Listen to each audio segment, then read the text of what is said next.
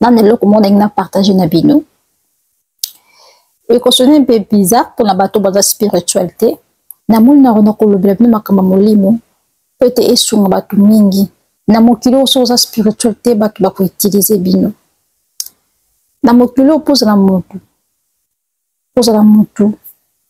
Pose la succès. Pose la motiver. Pose la vivre vie no pitoko na mokilo. Vivre ba rêve na yo. Il faut ça spirituel ande konanga. Na kubana ko lobela bino makamba molimo. Expérience na ngai. Voilà. Naza voyante, naza clairvoyante. Eza les kabo na bota malango. Naza clairvoyante, na mona kala monja molimo. Naza na grâce ya kumona. Na mona ka batu bakufa. Yes. Comme médium. Eza grâce on ma pesa ngai. Naza prophétesse, na prophétisaka. Na bik sarape. Je suis aussi guérisseuse. Ce qui na bondeli pour la motu. Ce qui na malade. N'importe quel mal tout ça dans ce qui na bondeli pour na yo. Bien aimé. Le bik. Naza na grâce mo konza ma pesa ngai. Ya makasi.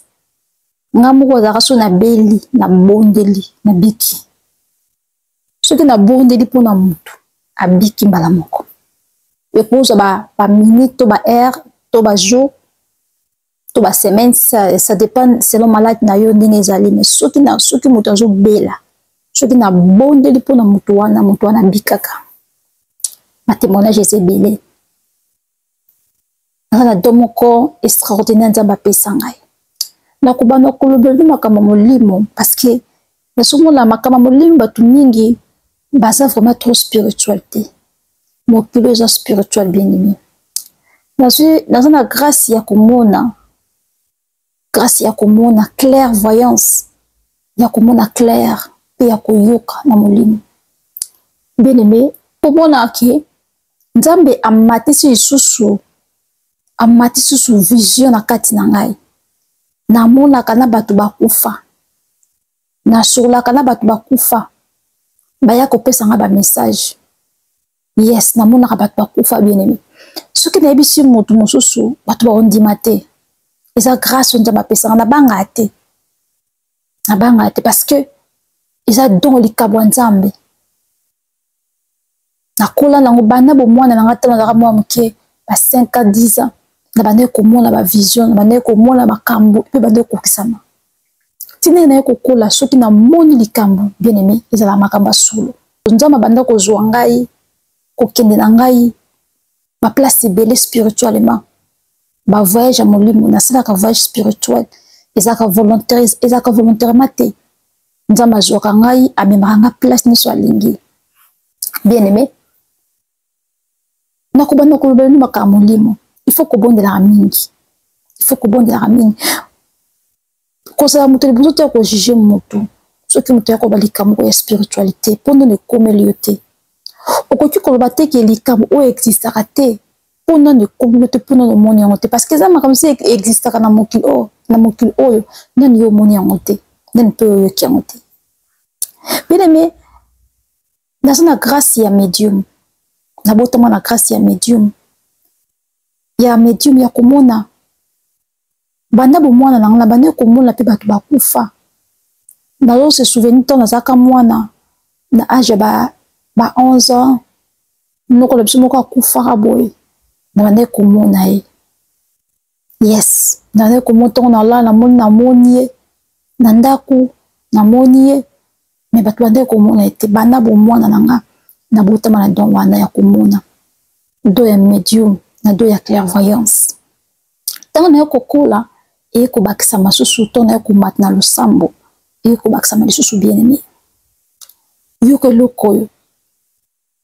Don la koloba pona makambo ya medium. Nzamba bi que non c'est interdit de parler avec le mort. C'est interdit de communiquer avec le mort. C'est la Bible qui nous parle. C'est Dieu qui nous parle. Mais nzambe wana kaka asaka makambo na ngolu na ye asaka makambo na grâce na ye apesaka don na moto alingi neti nga boye nzambe apesi nga do ya clairvoyance do ya médium ezate ke no eloko forcé soki ke yoko eloko babengi lisumu eza na sens ke soki okei kovisite banganga baprofete na ntango ya kala bande kobenga ko bavoyant. Voyant eza moto amonaka clairvoyant clairvoyance eza moto amonaka plus clair na monde ya molimo.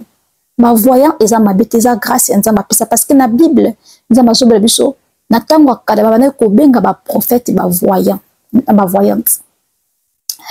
Bien aimé, komona bato bakufa eza lisumu te eza grâce ya nzambe eza ngolu parce que epesemela bato nyonso tu te soki oforce wana mabe mais soki oyebi na yo tolali visitation moko eyeli yo nzambe apermettre eza grâce.